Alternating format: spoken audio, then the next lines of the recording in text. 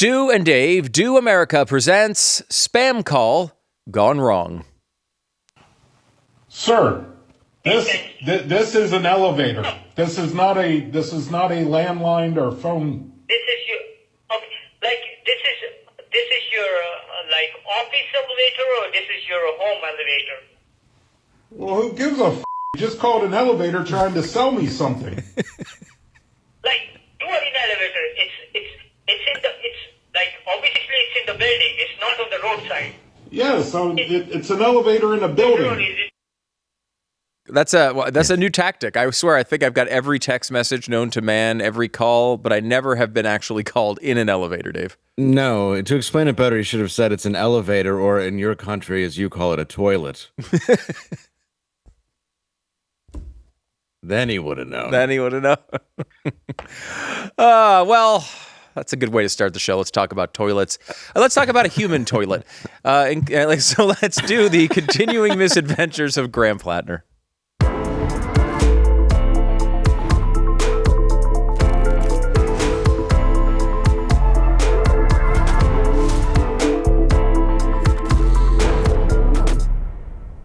Welcome to Stu and Dave Do America. I'm Stu Bergier along with Dave Landau. Ahoy, and we meet again. We do, and we are only 9 days away from Dave Landau at the Comedy Mothership in Austin for the weekend. Big things ahead here, Dave, and other cities as well. Yes, that's correct. I will be at the Comedy Mothership June 26th through 28, joined by Bridget Fetisi, as we know. July 10 and 11, Huntsville, Alabama, Stand Up Live. July 17, 18, Springfield, Missouri, Springfield Comedy Club. And for you fans out there in Salt Lake City, come out to Wise Guys, September 25th, 26th. And I also want to announce I'll be in Hawaii at the Blue Room August 26th. Ooh, very fancy. Out to Hawaii. Big things. Dave. Yes, I've never been. I've never been either, which is strange. I feel like I've wanted to go. My wife is very anti long flights. Like, she has no interest. Years ago, a friend of mine was having like a big celebration, and he invited everyone to go to France. Now, this is the southern... Good thing it's not Epstein Island. No, it's another friend and another France. story. No, it was the south of France. I know, guys does pretty well for himself, and he's like, basically just, you guys cover the flights, and I've got the house and everything. I was like, this is incredible. We had it was like a bunch of people going out there, the most amazing trip in the world. And I was like, my wife does not like to travel, but this has to be an exception, right? Like, it's this incredible thing. It's, it was in this area. Like, I've never experienced anything like it. It's the most beautiful place I've ever been in my entire life. You were getting something like that. Yeah, it was just this beautiful house on this hill overlooking the ocean. It was like down the street from like Bono's house. It was like the most ridiculous thing I've ever been invited to. And Dave, I kid you not, could not get through the pitch just to say it before she said no. I was like, really? Oh yeah. Like, I'm like, hey, like, so we got invited to this. And I went and took the pictures of the house that were sent to us I'm like, this will sell it. Right. Couldn't even get through. We got invited to go to France. No, that was legitimately what she said. Now, I went anyway by myself. I was like, Did you really? Have fun vacuuming while I'm gone. So I went, and it was an incredible trip, but she was like, absolutely no. Went with that. Oh yeah. 100%. You think I'm skipping out on that trip? Just because you don't want to take a long flight? So, no, I've never been. If I were you, though, I would buy so many fake vacations and make it look like I was such a great husband. I'd be like, look, I keep trying to take you to Italy and all these places that I've had to get refunds on. I try. You just don't come. I like this strategy. Maybe just like, hey, look, I was going to go to Vegas. I invited you. I was going to go to, Europe. I invited Bangkok. I had a very long trip planned to Thailand. Yeah, it's all these weird places. I got to go to Thailand for a couple weeks. You didn't want to go, but now I've already booked the tickets, honey. So we're going to have some weird adventures in Thailand. Guess I'll have to go alone. I don't know what I'll find to do there. I'm staying at a youth hostel. By the way, all of that to tell you that DaveLandau.com is where you go to get tickets to all of those shows. Make sure you go visit Dave when he's on the road. We also have a Predictable Show, new episode coming up today. We're going to go over the election results. Got a new pick for upcoming election as well, and a bunch of different stuff that I think you'll like. We also have Blaze TV, blazetv.com/Stu and Dave. The code is Stu and Dave. Join us. Join the crowd. Be one of the cool kids. Do the things and save $20 with the code Stu and Dave. I don't know if Graham Platner used all of those inventive excuses with all of his different girlfriends, spouses, lovers, spurned lovers. He has a very big collection of people who don't like him that have crossed his path in real life, which says a lot about him. Yeah, he's a real stress test for the blue no matter who. Mm-hmm. Yeah. That's very true. Let me give you one clip before we get started on Graham Platner today, Dave. This is from a previous show we showed you because I want to make sure. I think we bring this back every single time there's a new Graham Platner scandal, which there will be many. This is him talking to Mika Brzezinski. So you say there's nothing out there that could be concerning. And this may seem a little bit rich. There's nothing out there. I just want to make this clear. There's nothing out there that's actually concerning. People will make everything seem very concerning because that's what people do in politics. Yeah, it's their fault. They're the bad ones. They keep making all the Nazi tattoos seem disturbing to people. And gosh, I just don't know why that's the case. No clue, but I mean, the story is a great example of the lengths that men will go to keep public office or get laid. Yeah, it's true. Both things. Let me give you the latest update here, Dave. Graham Platner cheated on fiancé and bragged Nazi tattoo was a reminder that U.S. was the evil bad guy, according to... That's not accurate. Just in case people are wondering, if you go back to World War II history, a lot of people seem to want to be revising that story these days, but I will tell you, the U.S. good guys in that particular situation. Yes. Yeah. Well, it's the standard. I don't know. The U.S. was the evil bad guy once was the standard for the Democrat voter of 2026. This is also the guy who has to jerk off every time he sees a porta potty, which is pretty tame of a sexual issue for a politician because no one else is getting hurt unless you count me after I ate ballpark nachos. There's about 10 things I don't want to remember that just happened in that sentence. I'm just quoting what I know and what he says. Well, I'm glad we have someone with real deep experience in this particular area to discuss Graham's actions. That's true. He did, by the way. That's not Dave making that up. If you don't know, that's one of the things that Platner said that he did on Reddit. His Reddit comments, should have been enough, right? There's enough on Reddit, I think. Yeah. Should have been enough. I have a new one from Reddit that I want to get your take on, Dave, here in a second. But let me give you what the fiance said. These are the texts. Let me go through them real quick. This is from one of his ex girlfriends that has come out and talked about this. He having an interaction with one of her friends who says, "Is Graham Platner that dude from Maine?" Again, the person that you dated. She says, "Yes." The friend says, "Yeah, seeing this stuff on social media, you were right. He's kind of hot. Too bad he was a douche." Then the girlfriend responds, "Yeah, dude, small junk, had a small package, apparently, makes weird noises, Nazi tattoo, was effing around on his fiance, good riddance." And then this is a very odd response from the friend who says, "All fixable except for the cheater." And she says, "I don't know, man. I think there's a lot of that's not so fixable."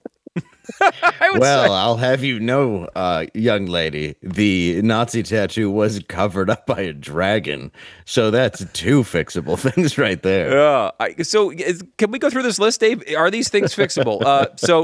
Cheating. First of all, I think cheating is one that, you can't redo the past. But that is one that some people have stopped doing if they got caught once. It's certainly possible to fix that at least. So that one is the one she said isn't fixable, is theoretically fixable. Getting a Nazi tattoo, sure, you can cover it, but it doesn't change the fact that you had a Nazi tattoo, and there's something very unfixable about your personality to want to get one in the first place. Yes, and the thing covering it is just an obvious cover-up tattoo. It's not something that looks remotely like it should be there. Yeah, yeah. I don't know if we've talked about this on the show. Maybe we have, but I think maybe we did once. But my dad did not have a Nazi tattoo. To be clear, he fought on our side, or at least served on our side of the military, and thinks we were One the of good my guys. favorite old jokes. Yeah, my father or my grandfather was in World War II. How'd he die? He fell off a tower. So anyway, guard tower. He had a tattoo with my mom's name on it, Anne, and with a little heart, and that served their relationship very well until they got divorced. And then he had a tattoo with Anne on it as a single man. Then he started dating with a tattoo that said Anne on it, a person who was not named Anne. And then got married to a woman who was not named Anne with an Anne tattoo on his arm. And it was only until, I would say, I don't know, it might have been 8 or 10 years into the marriage where finally she convinced him, will you please get that thing altered? So eventually he did get it removed. But tattoos are, that's a big statement, right? It's like something you're doing to yourself that's supposed to be permanent. And if your choice is, hey, Heil Hitler as your choice, kind of a problem for me. Really a disqualifying thing for leadership in America. Yeah, that's true. I mean, at least he seemed to have gotten rid of it after a few times, as opposed to somebody going, "Hey, could you get rid of that Nazi tattoo on your arm?" I mean, it is kind of funny, though, in the era that your dad probably had one, not a lot of people had tattoos, I don't think. Like, people did, but it wasn't like now where every other person you see has a bunch of them. Yes. So it wasn't like the most common thing. So I'm surprised he didn't walk around and just start asking people if their name was Anne before seeing if they wanted to go on a date. See, unfortunately, he missed the digital era, really, when it came to dating. He could have just put in his profile, will only date Annes. Yeah, he would have found somebody. Somebody eventually responds, I think. So, and the other one, is this fixable, Dave? A small package. Is that a fixable situation? I mean, I guess there may be surgical answers to that problem for Graham. I believe there's a pump. Okay. I don't know for sure. There's like 3 pumps behind me. I assume there's a procedure he could have. I do find it funny, though, that he tries to come off like a tough woodsman who would rape anyone who broke into the house, even though he has a small penis. And like the people who broke into the house didn't even know anything was happening. Which is he's like, I guess he raped me. I didn't feel a thing. I didn't remember it. It was very, I don't know, some douchebag tackled me for a minute and a half. Yeah. It's a weird situation. Okay, there's more of these texts, Dave. Another friend sent, an ad from Graham Platner, and she says she's laughing, and then they go back and forth, and then the friend says he's got a decent platform, so obviously a liberal. This is another thing. One of the big criticisms on the Platner thing initially was one of the accusers was a conservative, and they were like, well, you have to just throw out everything she says because we only believe, I guess, all liberal women. But these are liberals now going back and forth. Says he's got a decent platform, and then she says, better not take a peek at the Nazi tattoo on his chest. Again, another person confirming they knew about that tattoo before he ran for office, before supposedly Graham Platner said that he knew about his own tattoo and what the origins of it were. Again, this man is an absolute pathological liar, Dave. Oh, yeah. He's a perfect candidate, though, for Democratic women willing to believe absolutely anything. So he might be your guy.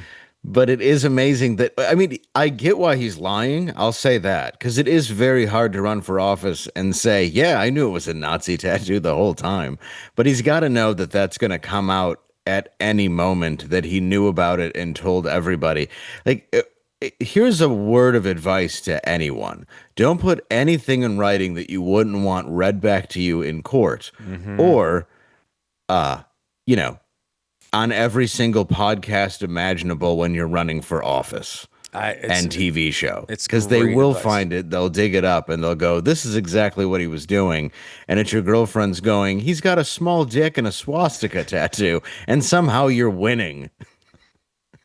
I know. That's the other thing we should point out. The most recent polls show him up on Susan Collins by a couple of points. Yeah, no matter how badly you can screw up your life, running for this seat in Maine is always an option. Yes. By the way, I will say the race has tightened quite a bit since all this stuff has coming out, but it is he's still leading, at least reportedly, which is freaking amazing. That's fine. I'm sure there won't be 40,000 ballots that get dropped off last second in case anything goes awry. Helicopters arriving from Los Angeles. It was a strange long journey. Strange. They can't seem to pick up water, but they're pretty good with mail. Here is one more set of texts from this girlfriend.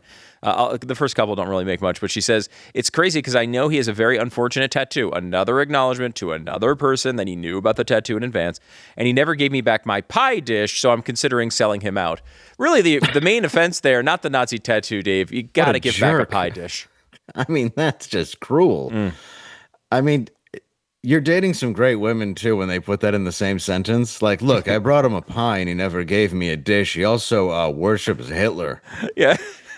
Which one should I be offended by? I will say there is a little bit here to say, Dave. I don't want to be the critic, but there is a little bit to say about these women who kept seeing a Nazi tattoo and stayed with him. I don't understand. Like, that is the first time he takes his shirt off. You see the Nazi tattoo. That's kind of the end, right? Like, why would you want to continue to date this man? Yeah, you mean when his shirt's off and he's like, if anybody breaks in here, I'll take care of them real good. Yeah, that's a Nazi tattoo. Can you make me a pie? I'm going to leave with it. Those are, I would say, These should all be things separate disqualifying red flags. They are. Yeah. I mean, you don't. My dad's dying words were, "You never keep a bitch's pie dish," Right. and I've always remembered that. Yeah. And I tell my son that at least every week. Yeah, you phrased that very nicely. I remember at the funeral. In your speech, you talked about it was those part last of it. words. It was very, very nice. So that one, what was the thing in the headline too, which is notable? We should at least point out. Hold on, let me bring that up. The U.S. being the evil bad guy is another thing. Like, as a liberal, I suppose that's just probably the thing that you're supposed to believe, right? That the U.S. is the evil bad guy. But typically that doesn't apply to World War II. I mean, like World War II, I feel like even Democrats, even if they don't believe it, will at least lie and say we were the good guys in World War II, but we lost our way or whatever. Vietnam, whatever thing you want to have that turns that around. There's been a bunch of things over the years. We don't have universal health care, whatever it is on the left. But you'd think that they would be able to unite that we were the good guys in World War II. We don't even get that anymore. No, we don't. And that's the one. Well, I mean, it is hard to say that we were the good guys again during World War II when you are, in fact, wearing the flag of the other team tattooed on your skin. It's true. It's very hard to say. It's hard for me to root for the Tigers, for example, if I do have a logo of the New York Yankees tattooed in the middle of my forehead. Yes. But of course, yeah, it's also hard for me to root for anybody if I have a swastika tattooed on my chest. Yeah, and I would think it would be hard for people to root for you, but I've apparently lost the country that would be rejecting of a person. They'll make you a pie for that. I know, they'll make you a pie. By the way, he had another one too. Get your take on this, Dave. Graham Platner once mocked teen's suicide attempt in Reddit posts. The post was, a girl at my old high school tried jumping from a window because her cousin died the day before. These students save her. I have hope. And he responded in a very dark way with, someone clearly isn't trying hard enough. I gotta say on that one, I mean, like, look, is that the thing that certainly a sitting senator shouldn't be doing things like that? Some guy that just got out of the military who's an a-hole on the internet, it doesn't make you a good person, but, it's dark humor. I'm not gonna go too crazy on that. Am I wrong on that, Dave? No, I think you're right. I mean, me of all people, Yes. you don't know all the awful things that he ever said on Reddit, just the fact that he was ever on it enough to disqualify him from society forever. Like, that's definitely not the thing that he said that should bother most people, I guarantee it. Yeah. To me, that's just somebody making a dark joke. I mean, me of all people, I've probably written that to 6 people this morning without even thinking about it. But I will say, you're a comedian, and there is a different standard. You do have many, many dark jokes. It does, I don't know. It reveals at the very least you're an a-hole on the internet. And like, I don't necessarily want that person to be in the leadership of the United States per se. No. But, look, he's done much, much worse things than that. I don't think that leads to where we are. And I've done jokes about my own attempts and how I'm a failure because of just that. Yes, right. But I mean, again, So you're talking about yourself. But I am talking about me. I don't tend to throw that at other people. I don't know. That's part of what I think dark humor is when you put it on you. Yes. But, then again, I'm not running for office, so what do I know? Right, I'm just a comic who has more empathy for other people than this guy. Yeah, I mean, and even taking it out of the personal, like Anthony Jeselnik is a comedian who I've seen a few times. Very, very funny guy. Yes, but all he does is the darkest possible joke about everything, and like it's what it is, right? Like you're going to a show to see that you want him to push the envelope. You want him to do those things. Or like you talk about someone who is writing an uplifting anecdote about their life, about how there's hope for their friend in school, to just kind of like go on the internet and to be like, oh, I wish she was dead. There's a much different standard, I would say. It's not. Again, it's a long time ago. This isn't a disqualifying action for him. It just shows that he's just not a good. I don't think at his heart he's a good guy. As I said, he said about the Nazi. I don't either. It's good timing. It's just not something I'd put in writing. Yeah, I'm not going to knock him for saying it. I mean, I certainly don't.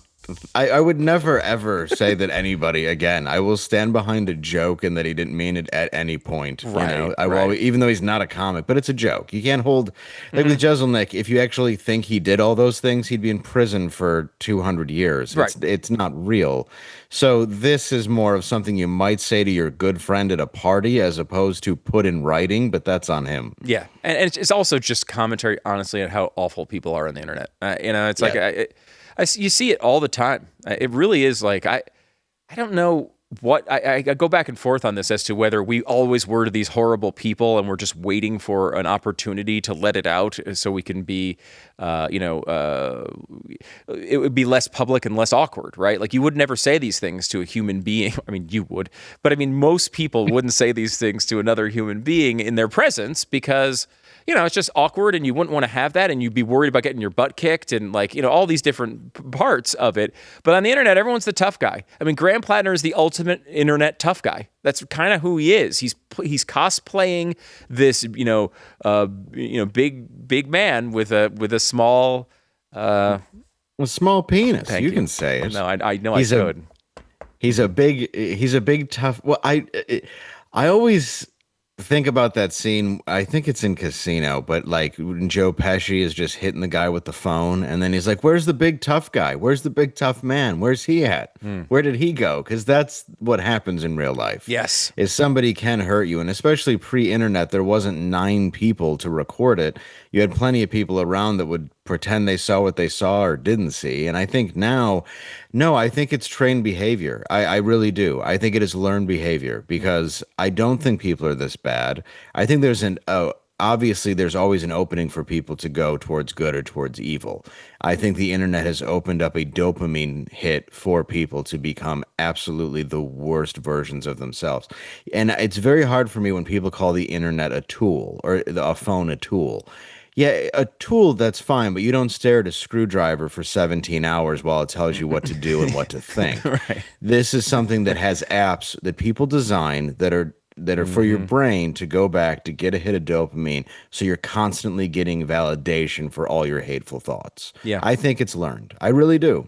I think you're right. And I think, we're incentivizing this type of nonsense. I make this point all the time with broadcasters, and I think it's the same with comedians. Like there's a certain amount of comedians that are good for a society. Right? There's a certain amount of broadcasters that are good for society. People who might be able to tell you a story in an interesting way, to inform you, people who could make you laugh about various topics, even in some of the darkest topics. That's good to an extent. There should be a class of those people who do that thing. What we've done with the internet is open up all broadcast, everyone's a broadcaster, everyone's hosting a show, everyone's a comedian all the time. And that's probably not a good thing for society. It was like, we don't need every single person to be doing these things, because what it incentivizes is people to go farther and farther and farther and farther with people who are less and less qualified to do it. And it's not like our jobs are rocket science or anything, but like there was at least a way you came up, Dave, where if you look back at your early comedy, you probably look at it and cringe at times, right? Because you're like, gosh, I didn't even know what I was doing. And what's happening, I think, with our societies, we've been like, hey, what if our entire day is trying to come up with the funniest, meanest, most incendiary thing that we can say and just keep doing it over and over and over again for attention? Like it's a bad outcome. It's not a good path for society. Well, that's what it is. It's a bunch of adults, essentially. I mean, obviously there's kids on there too, but it's a bunch of adults doing what toddlers do to get negative attention. Yeah. And it's frightening because that's what our society has become, is just this look at me thing, and you're willing to say or do anything for attention. And that's what's awful about it. Like, at least when I was in high school, regardless of how high I was or drunk or how much I went, I still got an A in audio, video, and broadcasting. I still actually had interest in certain things. I actually did well in political science. I did well in certain things. Otherwise, I didn't care because nothing interested me. Now you have people who had no interest in any of that stuff. I've loved movies since the first time I saw one. I've loved stand-up, improv. I've always had interest in it. And now you have people who just think, well, this is what you do. This is what everyone should do all the time. And the reality is not everyone is designed to do this. So it's so oversaturated and broken that the ability to get it misinformation, there's no ability to get real information, really. If you can cut through all of the bull to get to that, you're very lucky. Or to find the show you like, or what you actually want to find as your source of something that you believe is legit, then good on you. But it's very, very difficult with how much stuff is thrown at you when everyone is a broadcaster. And it started with writers. Yeah. Like, I do like to read. But, America's like, look, we started with blogging. Then they went, oh, wait, most of us are illiterate jackasses. So how do we go about we'll do it in comedy and through podcasting. So now we're all lucky. We get it this way. Yes. Lucky you, America. And I say, this isn't gatekeeping. I mean, I think everyone should have an opportunity to do that. And it's just, as a society, it's not necessarily the way you would design things, because these aren't always the best instincts for people. I want to. We got to take a break, Dave. But we have an update on the Jeffrey Epstein thing. Kind of ties into. He's alive, isn't he? No, that's not the update. Actually, the update is kind of he's actually, we lost him. We lost him over the last few years. He passed away. So we'll get into that story. What actually happened? The financier? There. Yeah. The philanthropist.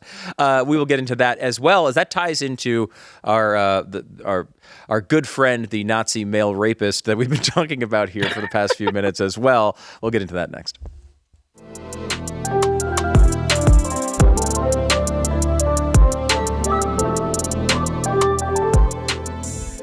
I don't know if you ever talked to someone who believes they have a green thumb, but they talk about soil chemistry and sunlight angles and all this stuff like it's interesting, as if we want to hear it, and we don't. For most of human history, though, somebody kind of dug a hole and put a tree in it and hope for the best. I like fast-growing trees because they take all the guesswork out of it for me. I don't have to know anything about what I'm doing, which is, of course, as an American, my God-given right. But also, they have the largest online nursery in the country with more than 2 million customers. So they can help you find trees that actually work where you live. You just put your, you put your location in, and they'll give you the plant. Here, they'll take away all the ones that are going to die in your backyard if you plant them. So whether you're looking for shade or privacy, maybe fruit trees, just something that makes your yard look a little bit less abandoned. Right now, you're going to love it. It's they've got a great deal on spring planting essentials, up to half off on select plants, and listeners to this particular program get 20% off their first purchase when using the code Stu and Dave. So just use that code Stu and Dave. You might as well save the 20%. Why would you skip that one little step? It's an additional 20% off better plants and better growing at fastgrowingtrees.com. Use the code Stu and Dave at checkout. Fastgrowingtrees.com. The code is Stu and Dave. Now's the perfect time to plant. Let's grow together. Use the code Stu and Dave to save today. Offer is valid for a limited time. Terms and conditions may apply. Anyway, I might be hearing all this Graham Platner talk and wondering how Democrats are justifying sticking with the guy. Because, it gets a little overwhelming after a while when there's accusation after accusation after accusation. How do you stick with this guy? They have a response to this, and this is what it is. Democrats have one-word defense for supporting Graham Platner: Trump. It's a version of the "yeah, but Trump" defense, which I guess is a get-out-of-jail-free card for you could pull as many women out of a cab and lock them in a room as many times as you want because Donald Trump is supposedly bad. Well, yeah, that's their response to absolutely everything. What's the headline again? I forgot. What does it say? Democrats have a one-word defense for supporting Graham Platner: Trump. Yes, which is true. And that's all it comes down to. But why is it? I think we even mentioned this last week. Why is it you compare it to the worst? Like, if you really think the worst of them, you go, well, we're just going to elect the same thing and make it even worse, because that's what your guy is. Except the difference is this guy is actually those things, and you've just been name calling now, really quite obviously unsuccessfully since 15, I guess. Yeah. It was really when the whole Nazi thing started. So it's a bore. It's anybody who jumps in and says anything. If you do it online, they respond to it and they go, oh, I guess you're talking about Trump. It's just... there's no point. There's no conversation. There's nowhere else to go. It's just that, and you go, all right, that's fine. So yeah, I support somebody you think blindly, and you're going to vote for the worst people and start talking about their least flattering attributes as if that's the reason they should have an office. It's idiocy, and I think there is a rhetorical point that is valuable when you say, hey, well, your guy sucks too.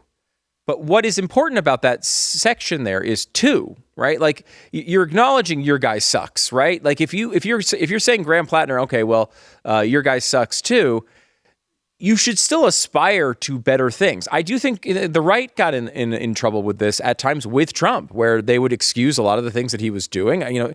We talked about many of them over the years. He's not the perfect guy. He said some stuff and done some stuff that is pretty bad. That I don't justify that. I don't say, well, it's okay and I'm fine with that behavior for my politicians because Democrats also do it. There's a reason why I don't like Democrats. I don't want to be like them. I want different things. And so, with Trump, you can look at Trump and say, look, at the end of the day, he's the president of the United States. He's done some really good things. We'll take the positives out of that, but we'll still be critical about the things we don't like because we want to be better. We want better people in office when we can. We want to improve those things. It's not like saying, well, now I always want someone who's going to mock a Hollywood director for his son murdering him. Like, that's not like, it's like, that's not the way you're supposed to go, but it seems to be the way the left is translating that. I kind of want that. But but I feel like it really has opened this new floodgate to where this is going to be the future of elections. Yes. We're not going back, Dave. We're not going back. And some of the stuff you don't want to go back to, but we're not going back. It's going to be a UFC fight forever. It's going to be the WWE to the end of time. But I did want to highlight one thing I think is really important here. One of the things you will see if you're on the internet and you make any point about anything, and you like Donald Trump, or people think you like Donald Trump, no matter what it is, they will bring up that Donald Trump is a pedophile, right? And this goes back to the Epstein files because he was friends with Jeffrey Epstein. Now, it doesn't matter how many times you point out that he was friends with Jeffrey Epstein before Jeffrey Epstein was arrested for any of these situations. Before any of these accusations came to light, they broke off their friendships years and years before any of that happened, and that's an important thing. But it doesn't matter because at this point it's doctrine on the left. They just believe he was molesting little girls, even though there's no real evidence of it. But one piece of evidence did come out about it, Dave, and this is from a big story in the New York Times with the title "The Untold Story of Jeffrey Epstein's Death." And it is, I'm looking at, I got it right here in front of me. I don't know, 20 printed pages. It's a very, very long, very, very in-depth story about what happened around the death of Jeffrey Epstein. Did he commit suicide? They were able to uncover a bunch of evidence that apparently did not exist even in the Epstein files. They were able to talk to people who were in prison cells near him. I mean, they went really, really deep. It would have been nice if they spent this much time trying to focus on whether our president of the United States was a coherent person from the years 2021 to 2025. That's a different situation. But, no, they already had the answers. They were covering it up. Remember, they published a book. Yes, they did actually afterwards. Saying they were part of the cover-up. Yeah, multiple books actually from different people. Because this is coming from the hardcore conservative media outlet, the New York Times. Yes. But I want to make this point. If you are a person or you know someone who is convinced that Donald Trump was a pedophile and was tied into the Epstein files and was doing all these terrible things with Jeffrey Epstein, buried in this story are two quotes that I really want people to draw their attention to. Jeffrey Epstein is in the deepest, darkest moments of his life. He is about to go to prison for the rest of his life. There are suicidal notes that they found during this period. He's doing everything he can. Oh, Jeffy. Yeah, I know. It's sad. It's a Graham sad story. Platner's telling him to do it online. That one I would not. I would vote for Platner if he told Epstein to do that. Agreed. But all this is going on. It's a really, really dark point of his life. He's doing everything he can to get out of prison. This is what the New York Times says. We obtained about a dozen pages of other notes handwritten by Epstein in jail that were also previously unseen, including some in which he tried and failed to come up with significant information he might have on Donald Trump to offer prosecutors. So in his moments where he's on the verge of suicide, on the verge of being in prison for the rest of his life, he has a last desperate attempt to try to think of anything he can come up with to sink Donald Trump because he thinks it might help him get out of prison. And he can't come up with anything. It goes on. Which is the proof you need right there in that sentence, but it doesn't matter to the other side. It will never matter because it'll just be but that is right there. Any proof you need that he was not involved in that. Yes. And the only thing it was business dealings, the same as, I don't know, all of Hollywood and Congress had with him. Exactly. And it was, again, his business dealings with Epstein were before any of this stuff even happened. Right. But let me give you this one other, because they did expand on it a little bit later in the piece. Epstein was particularly preoccupied with what he might have on Donald Trump, who was then serving his first term in office. Jotting on a legal pad, he returned to the president again and again, trying to dredge up anything to offer prosecutors. But his scribblings, Trump is a total con artist, smoke and mirrors, never had money, suggest that he could come up with little that wasn't already known. Now, again, the Times makes it seem like all those things were known. But at the end of the day, if he was arranging 14-year-olds to go to Trump Tower, that would have been the time to bring it up. And he could not come up with anything that supported that, even in an accusation form, Dave. It's not like he had to have evidence of it. He's just trying to come up with accusations, couldn't come up with anything. Just something that would even add up where there would be a time and place where you could even make that provable. But all that shows, again, is that everyone now that is calling Trump a pedo, they were very unconcerned with it the entire time Biden was in office. Yes. If they had anything on him, even remotely in that arena, they would have used it on him because they tried to charge him with 88 other things that didn't stick. People go, oh, he was impeached twice. Well, it's very easy to get impeached twice when everybody's in cahoots in it and they force it to happen. That doesn't really make anything legitimate. And they're not concerned with anything. They're not concerned about human trafficking. They're not concerned with UK rape gangs. They're concerned about anything. They're only concerned about if it's Trump. And even if this comes out, which is proof that he wasn't doing it. And I think that's very important for any voter who's suspicious, as I've been, as anybody else has been, once you see that he was connected to him, that there is an article like this going, look, the guy had nothing. The files don't have anything on him. There's nothing. Chelsea Handler has been at more dinners in the recent history with Jeffrey Epstein when it was considered bad than the president who you keep calling a pedo. That's an interesting little fact. Maybe we could dig into that on a future episode. I'd love to know that backstory. I don't think. That came out in the roast. Why do you think she's still mad about it? Oh, okay. See, I mean, people say those things, but you never know on the roast whether it's just a knock or whether that's actual fact. But no, it's a 2010 dinner fact from the files. Oops. Uh-oh. 2010. Yeah, I mean, that's still, that was definitely, I can't remember the timeline exactly. We'll get back to it here in a little bit. Either way, it's not great. enough, and that proves it. It's not great, Dave. Not great. Okay, but that is a big, I think, a big story that has been overlooked, so I want to make sure we hit that. There's another big story that has, it's 34 years in the making, your opportunity to try maybe a memory from your past that you look back fondly on. We'll tell you about your chance to do that coming up in a second.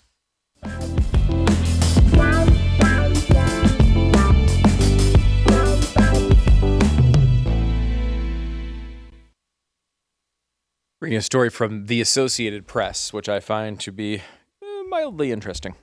Okay, 250th birthday for America. How are you going to celebrate that? McDonald's has a way. They are bringing back the fried apple pie. What? Yes, over 30 years. 1992 was the last time they had a fried apple pie. They changed. And it's the kind of pie you don't even have to worry about returning a dish to a Nazi alleged pedophile. That's true, Dave.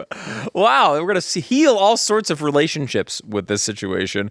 This is the fried apple pie.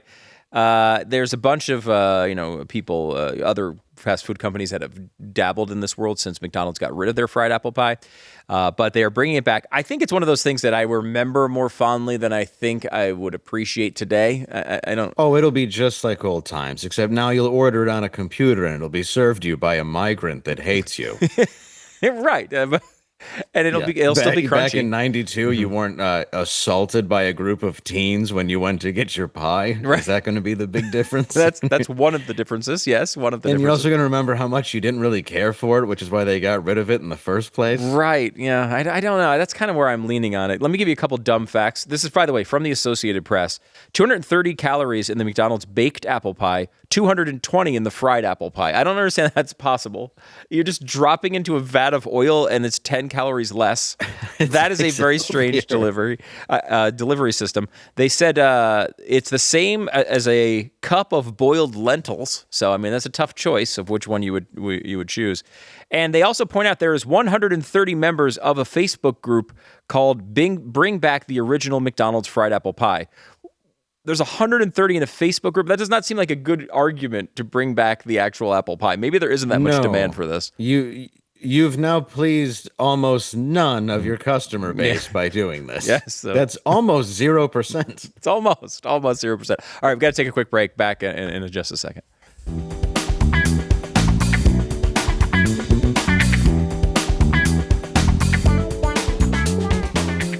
One of the most frustrating things about trying to lose weight is at some point you feel like you're doing all the right things and you're not getting all the right results. You're eating less, you're trying to cut out certain foods, you're trying to be a smart consumer and go from the baked apple pie to the lower calorie fried apple pie, and yet you're not losing weight. What's going on? Maybe for a few days or for a few weeks, everything's going according to your plan. But then, life happens and you're hungry and you're tired and you got cravings and you have 12 fried apple pies in the backseat of your car. And then you're hiding all the packaging from your spouse. It's just a sad situation that I've never experienced personally. But that's why I do find Lean so interesting. It's a doctor-formulated supplement designed to support healthy weight loss by helping balance blood sugar, curb your appetite, and encourage your body to burn the stored fat that you have for energy. Again, dumb body, just use the fat. That's all I'm asking. Just burn the fat. That's all you have to do. It's designed for people who have more than a few pounds to lose. So if you're looking at a couple pounds, it might not be for you. But if you're looking to maybe have something that you're going to stick with for a long period of time, Lean is a great option. Get started right now with 20% off and free rush shipping so you can add Lean to your healthy diet and exercise plan today. Go to takelean.com. The code is Stu and Dave. Get your discount there. The promo code Stu and Dave at takelean.com. It's takelean.com. Please join us at BlazeTV. We had some great election coverage going on as well. We've got a great lineup of shows. I think you'll love being a part of the community. We love taking your comments as well. BlazeTV.com/Stu and Dave. The code is Stu and Dave. The live chat going on during the program. Please join us. This comes in from Maidencraft 4418. It's my favorite one of the Maidencraft series. Bridget and Dave. If I was in Texas, I would go. Yes, Dave Landau coming to Austin, Texas, June 26th through 28th, DaveLandau.com for tickets. And they can be there. You should just go. Yeah, I was going to say, Dave, they're still letting people into Texas, right? Like that's still a thing? So you you can come through Mexico, or you can drive in from wherever you're at, or fly. Yes, it's very easy to come here, and it's a wonderful place. You will love it. It'll be a great show. DaveLandau.com for tickets. We have more election coverage coming up on Predictable as well. Join us at PredictableShow.com. Get the best election coverage and make some money on these elections if you want. We'll see you tomorrow.